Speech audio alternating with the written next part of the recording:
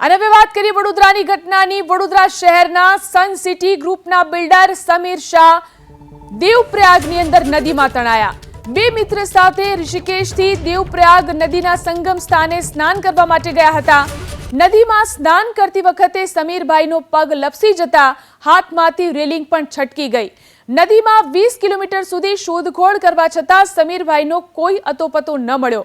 બિલ્ડરનો પુત્ર Mithil Shah chartered flight મારફતે ઉત્તરાખંડ પહોંચ્યો છે। વડોદરા શહેરના સન સિટી ગ્રુપના બિલ્ડર સમીર શાહ દેવપ્રયાગની અંદર નદીમાં તણાયા। બે મિત્ર સાથે ઋષિકેશથી દેવપ્રયાગ નદીના સંગમ સ્થાને સ્નાન કરવા માટે ગયા હતા।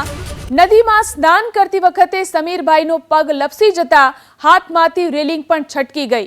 નદીમાં 20 કિલોમીટર સુધી શોધખોળ કરવા છતાં સમીરભાઈનો કોઈ અતોપતો ન મળ્યો। બિલ્ડરનો પુત્ર મિથિલ શાહ ચાર્ટર્ડ ફ્લાઇટ મારફતે ઉત્તરાખંડ પહોંચ્યો છે।